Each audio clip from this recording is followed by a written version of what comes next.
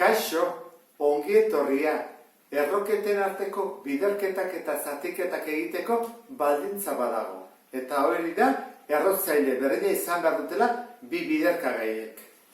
Hemen dugu, 5 errokuadroa eta 6 errokuadroa.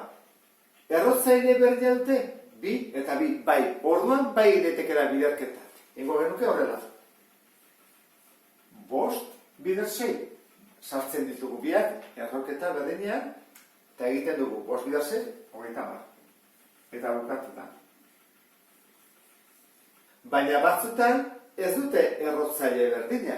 Orduan zer egin behar dugu berreketa moduan jarri eta izendatzaile berdina lortu multiplo komun txikienarekin. Orduan, has gaitezen, hau pasa ezakegu honera eta geldituko litzaiguke ere bat. Eta hau geldituko litzake bat eta hau bidelako zati bi. Hori inondoren MKT lortu behar dugu. Zein da bien MKT, multiplo komunetako txikia, 3 eta 2 6, ezta? Orduan, jarriko dugu horrela. 7, eta 6, bider, 2, zati 6. 3 zerekin bidertu dugu 6 lortzeko, bider 2. Orduan, goikoa ere, zenbakitzailea bider 2, bat bider 2, 2. Eta hau, zer egin dugu? 2 bider 3, goikoa ere bai, bat bider 3. Orain bai ditugula errotzaile berdinak, 6 eta 6. Jarriko dugu erroketa moduan. Izango litzake 7 bider 2 eta hemen 6. Eta hemen berriz 2 bider 3 eta hemen 6. Sar daitezke biak eta gaituko litzake erantara. Berdin jarrita, bientzako 6 eta dugu 7 bider 2 eta 2 bider 3.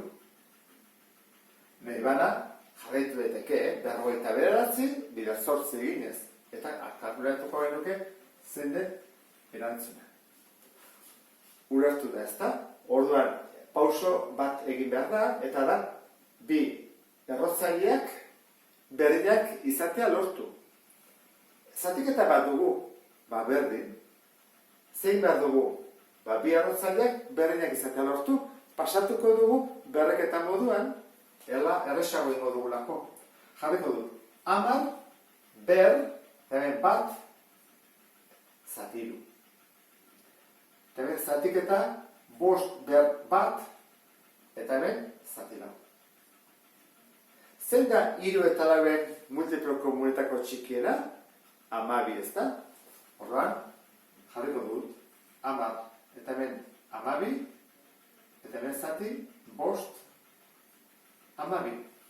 3 zerekin bidertu dut 12 izateko, bider 4. Zenbakitzailea ere, bider 4.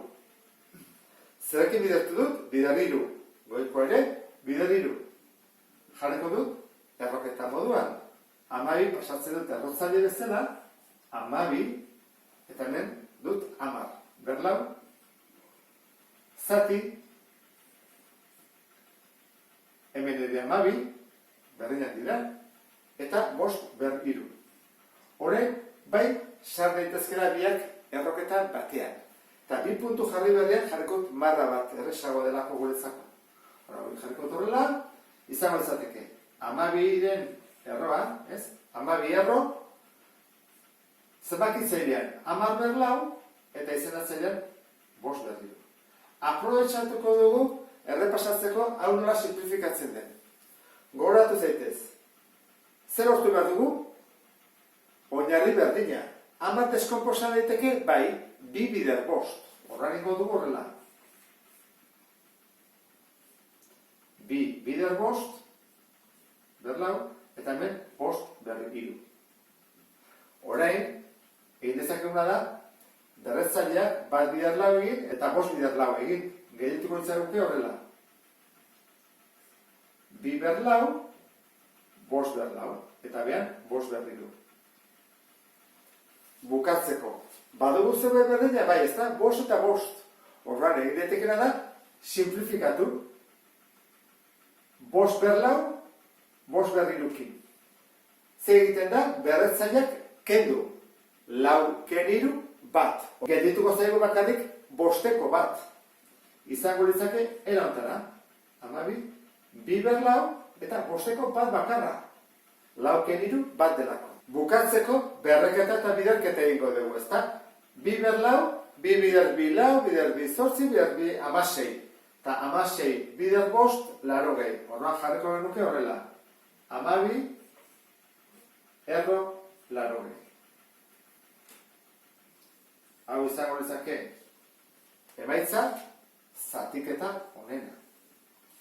Eta ulertu duzulakoan beste bat arte. Agur?